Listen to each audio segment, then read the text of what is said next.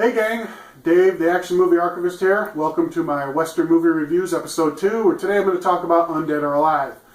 Now, I like October, love Halloween, I'm into all that, but I'm not a big horror movie fan. I do enjoy some of the classic stuff, but the torture porn and the jump scare and found footage shit,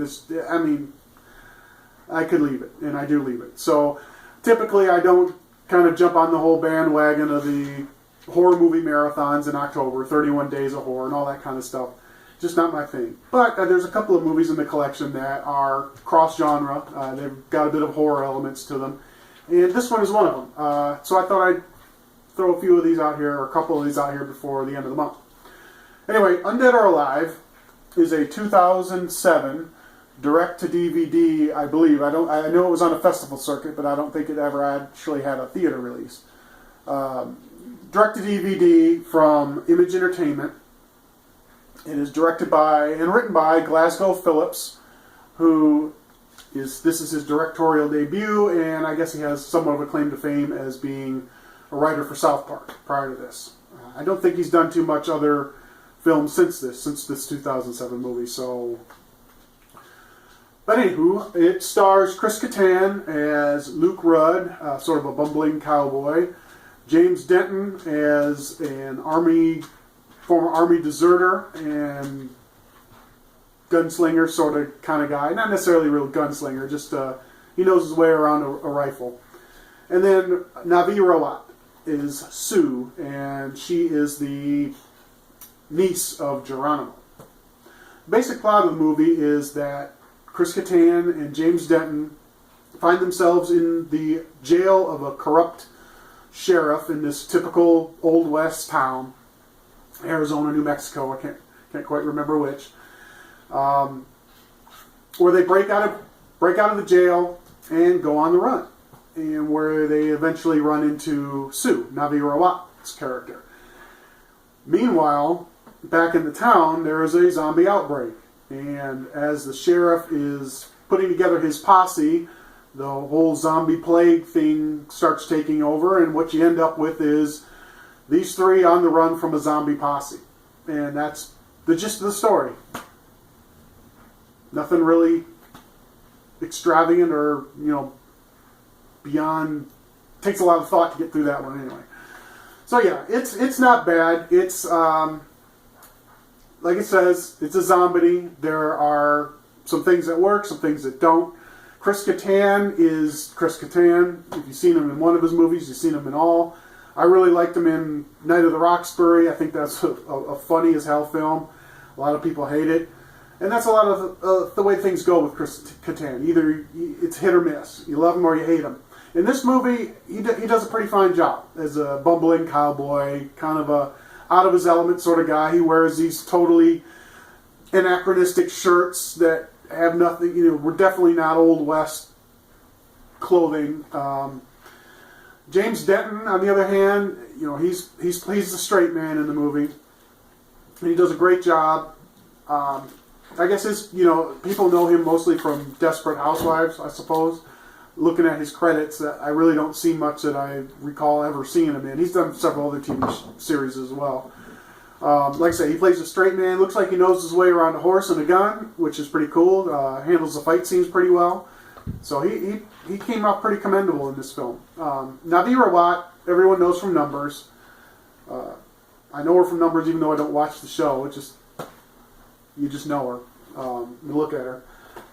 She doesn't play the stereotypical Native American. In fact, there's a couple of featurettes on here about the making of the film as well as the audio commentary. And I don't really get into audio commentary, so I didn't pay any attention to that. But during one of the making of featurettes, Glasgow Phillips, the director, mentioned that he wanted Navi's character to be more of a portrayal of Native Americans in the classic Old West style. And I guess to a degree that happens, anachronistic sort of and I'm going to use that word a lot, sort of just the way she comes off is totally modern as compared to what you would expect. So I guess that was okay. There was supposed to be some comedic element to that. I didn't think it was that great. So of the three, I think her portrayal, her contribution was the weakest. And then there's the rest of the cast. There's a couple of Old West standouts and a couple of comedy regular character actors that you see in there. So, it's a pretty decent cast.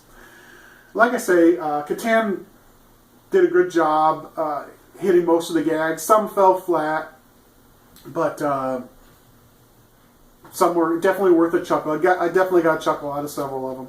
Nothing laugh out loud or, gut-shaking laughter or anything like that. It was all right. Another interesting thing about this movie is the way that zombies were handled, which I enjoyed. Definitely not your typical zombie movie. The effects were they were kind of cheesy makeup effects, so it wasn't the best as far as practical effects in that regard. But the zombies themselves were in possession of their previous personalities. They definitely had hunger for brains and other various human bits and pieces. But they continued to talk. They continued to follow up on potential or previous urges that they had, such as the corrupt sheriff trying to hunt these guys down. Even after he became a zombie, no spoiler, that's kind of obvious, he continued to pursue these guys. There was a saloon girl, hooker, whore, whatever you want to call her. Even after she was zombified, she still got doing that thing. So I just thought that was an interesting way to handle it. It was done for gags, obviously, and to keep the plot going. Otherwise, if you just had a town full of mindless zombies, then the fact that these three guys are on the run, what more is there? So that was still going on. I thought that was a cool thing to handle. Movie made excellent use of its runtime. It's only 90 minutes long, but it definitely didn't drag. So that was a good thing. And like I said, there really wasn't a lot bad about the film. Like I said, some of the gags not going over well. The zombie makeup was, sort of half-assed, in my opinion. Another thing that would kind of takes you out of it, I know it's not something you can really immerse yourself in, but something that kind of takes you out of the story is the soundtrack is again, I'm going to use the word anachronistic. There are songs from a band called Poets and Porn Stars. If any of you know, they're a good hard rock band. I think out of Las Vegas. If you haven't heard of them, check them out. I enjoyed them even before this movie. I'm a big music freak, so.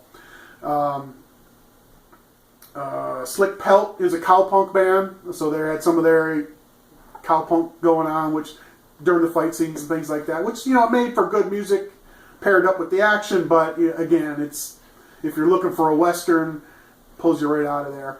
And then Three Bad Jacks is a rockabilly band, and good music, but again, it just didn't. It fit, but it didn't. You know what I'm saying? Totally minor gripe, but that's just me. I pay attention to the score and things like that, especially when it's not just a score, but it's actual soundtrack. So overall, I heard bad things about it. I heard okay things about it. My wife watched it with me, and to use her words, she thought it was cute. So put all that together, I'm going to give this one a 2.5 out of 5. As a rating, it's right there in the middle. It didn't suck, it wasn't great, but it wasn't a bad way to spend an hour and a half. So, if you want to give it a check, Undead or Alive, 2007, out on DVD. Don't think it has a Blu-ray release. Probably never will. I'm surprised. I think it's not out of print. I'm surprised, but give it a check out and see what you think. All right. Well, thanks for hanging out with me, everybody. I really appreciate it, and I'll catch you next time.